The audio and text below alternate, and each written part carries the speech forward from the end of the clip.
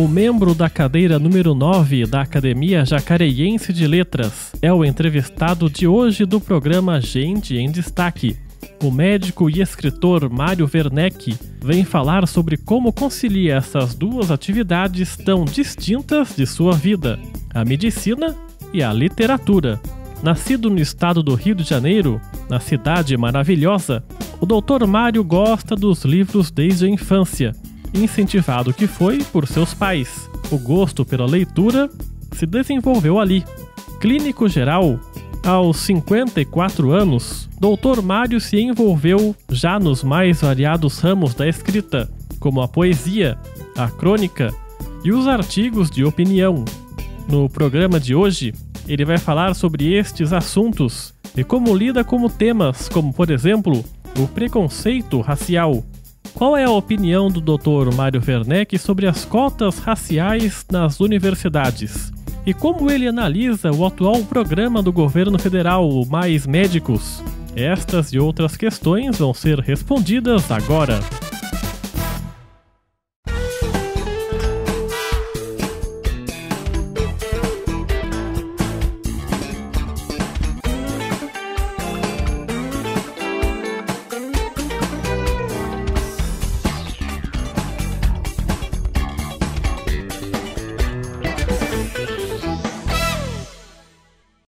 Doutor Mário, obrigado pela sua presença aqui na TV Câmara, por ter aceitado o nosso convite. O senhor nasceu em 1960, no Rio, quando o Rio tinha acabado de deixar de ser a capital do país. E o senhor viveu no Rio nos anos 60, anos 70. Como é que era o Rio de Janeiro nessa época aí? Nos anos 60, anos 70? O Rio era maravilhoso. O Rio é maravilhoso. O Rio é uma capital internacional, exporta beleza e cultura para o mundo. Os anos 60, eu era criança, era muito legal de viver lá. Os anos 70, no final dos anos 70 eu entrei para a faculdade, eu fiz a Faculdade Nacional de Medicina, que é a UFRJ, Universidade Federal do Rio de Janeiro. Era junto com o final da ditadura, a gente ainda fazia movimento estudantil, era muito legal. E a parte cultural do Rio é maravilhosa, né? É encantadora, é de exportação. Então foi muito bom. Eu vivi lá até o final dos anos 80, na verdade, né? Eu vivi 30 anos. Tenho muita saudade. Sou muito carioca. Sou carioca da Gema, nasci em Copacabana. Sou bairrista, acredito que o Rio de Janeiro é a capital do mundo. Entendeu? Conheço partes do mundo e não vejo lugar tão maravilhoso quanto o meu Rio de Janeiro. Quando o senhor vê as pessoas falando mal do Rio por conta de alguma coisa, violência, assim?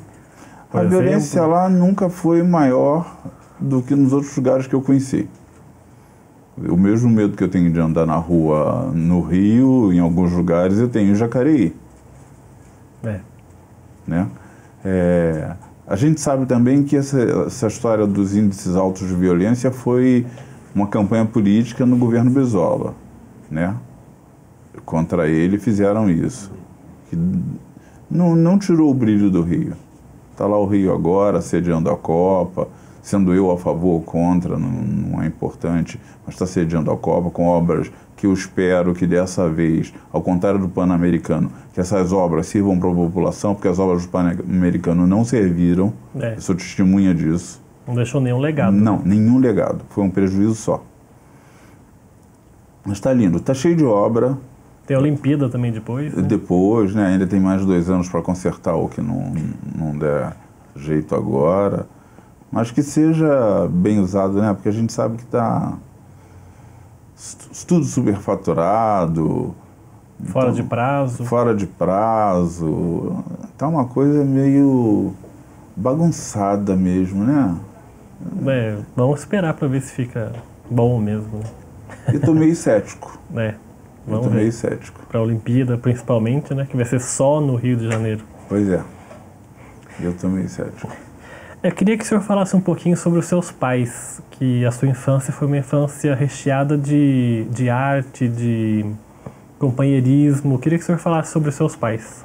Bom, os meus pais eram um belo casal.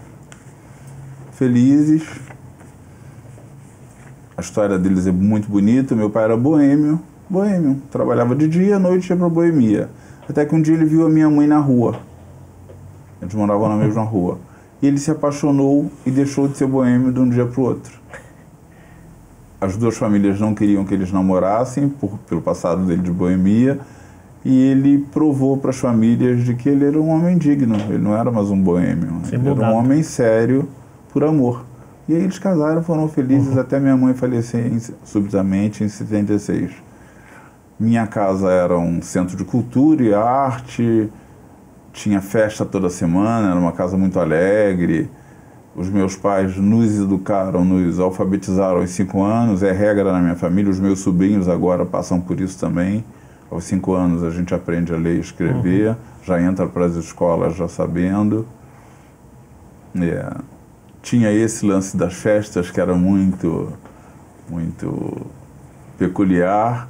Figuras da música, como eu te contava, passaram na minha casa, Martim da Vila, Paulinho da Viola, frequentavam as rodas de samba da minha casa.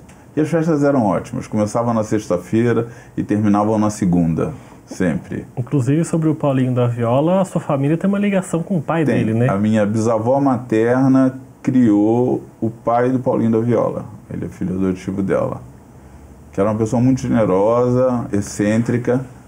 Ela tinha sido baronesa do café, que tinha perdido a fazenda. Não tinha mais dinheiro, então, mas tinha a pose de baronesa do café. Quer dizer, eu sou um herdeiro do baronato do café.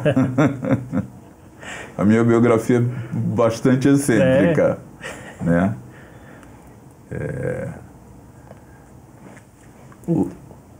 De cultura, a gente tem casa... Minha mãe desenhava e pintava, meu pai... Além de funcionário público, era alfaiate, era um artista, fazia umas roupas maravilhosas.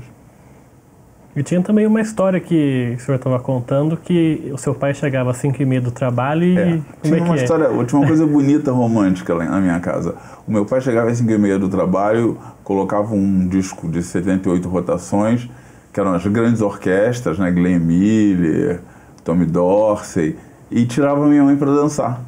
Aí eles dançavam um pouco, curtiam, e depois iam ver jantar, ver trabalho de escola da gente, né, fazerem as coisas normais. Mas tinha esse momento de...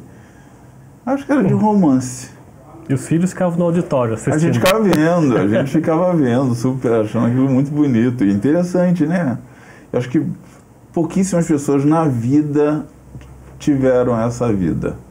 Puderam ter pais assim como eu tive, pais maravilhosos.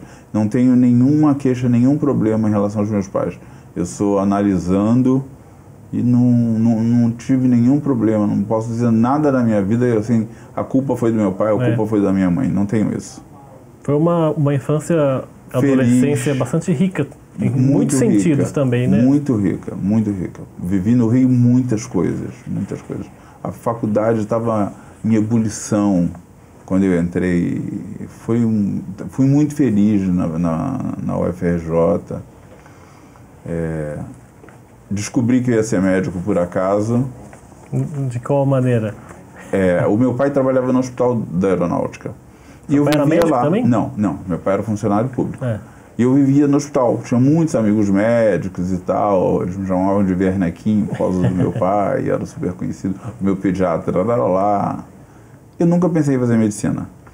Eu não tinha problema com sangue, não tinha medo de injeção, que hoje eu tenho, mas também não tinha problema com medicina. O senhor pensava em alguma outra carreira? Arquitetura. A vida inteira eu pensei que fosse ser arquiteto. Até fazer no 2º grau, ensino médio agora, desenho arquitetônico. No 1º ano foi ruim, foi médio. No 2º ano foi sofrível.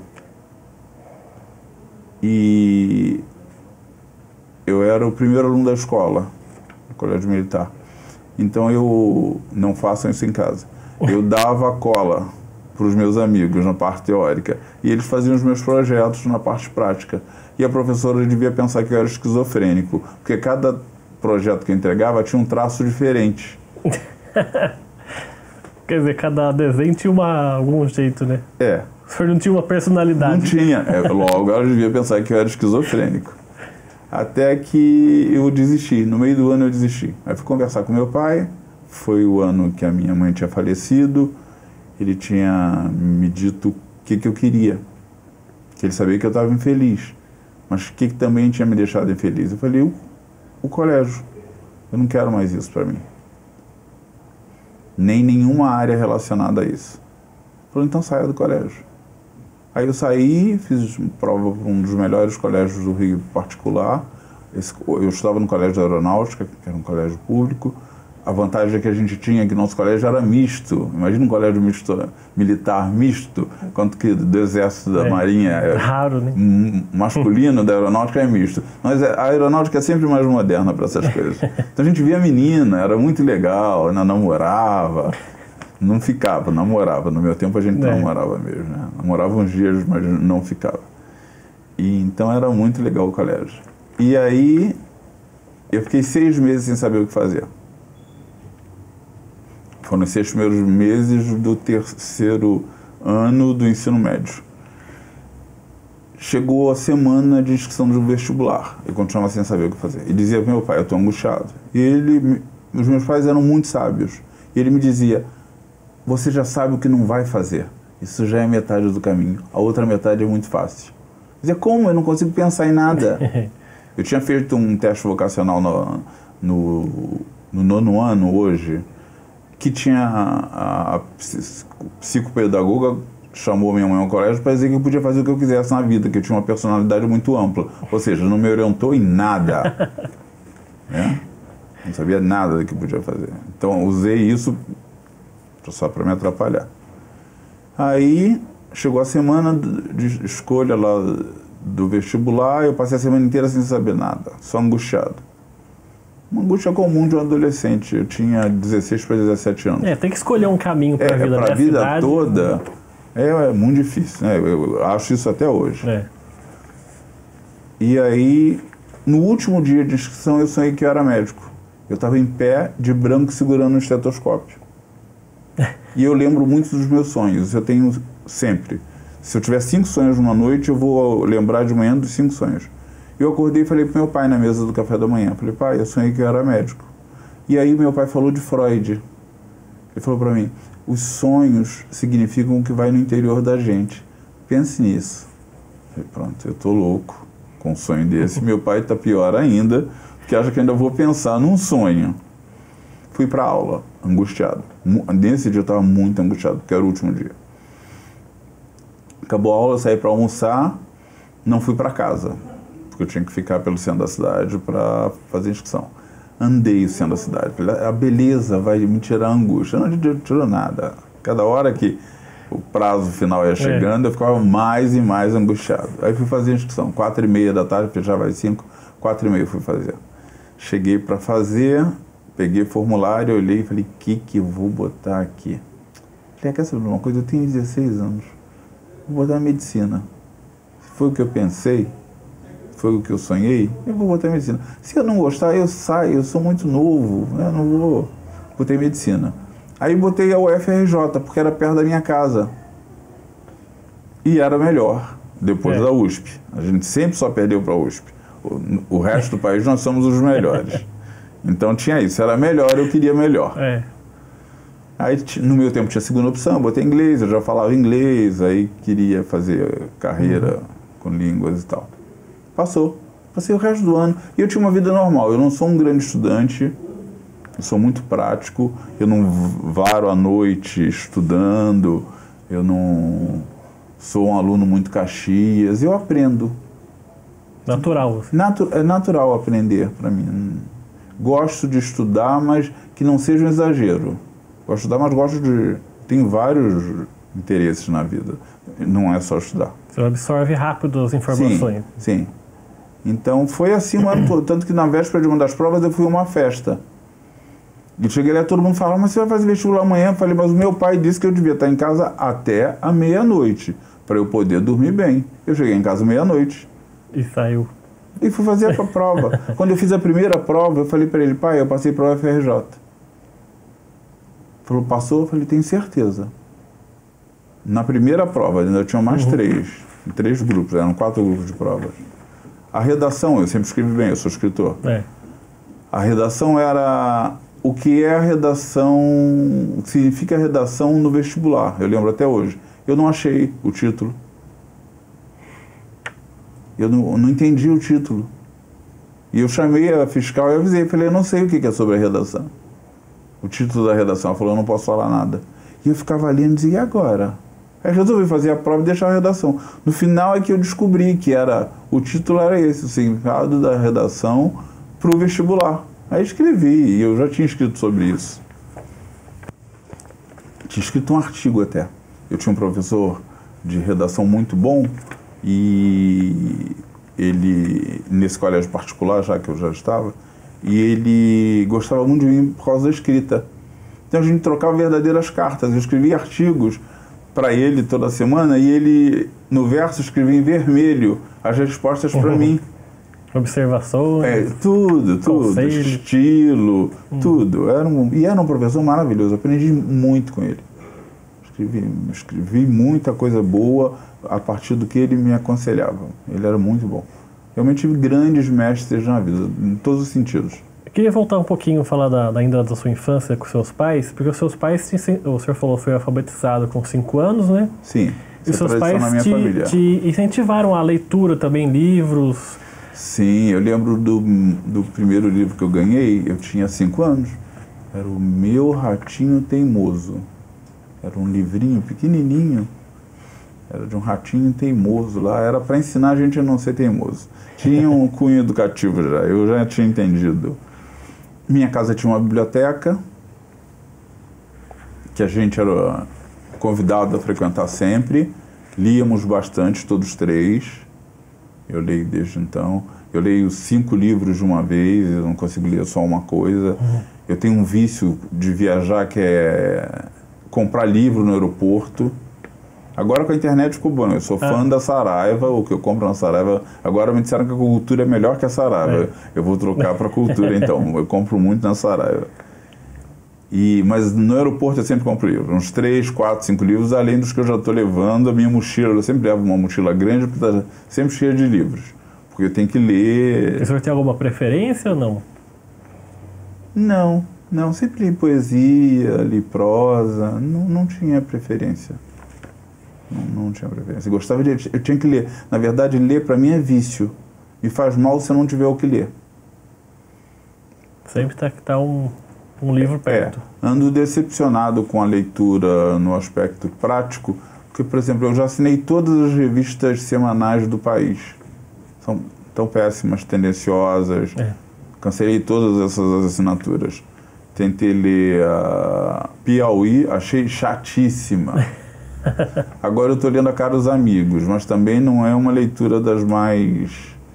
É interessante, acho que é a melhor revista que a gente tem no mercado no momento. Caros Amigos. Caros Amigos. É a que eu estou lendo. É quinzenal e eu estou lendo. É legal. O senhor passa no vestibular para medicina. A sua mãe falece quando o senhor tem 16 anos por aí, é isso? Eu tenho um conceito próprio de medicina que é para lembrar ela que não é você que cuida dela. Você orienta para que ela se cuide. Né? Esse conceito paternalista de que eu salvo, eu curo, isso é egocentrismo do médico, que é uma coisa grave. Isso é um médico doente, precisa de tratamento psiquiátrico.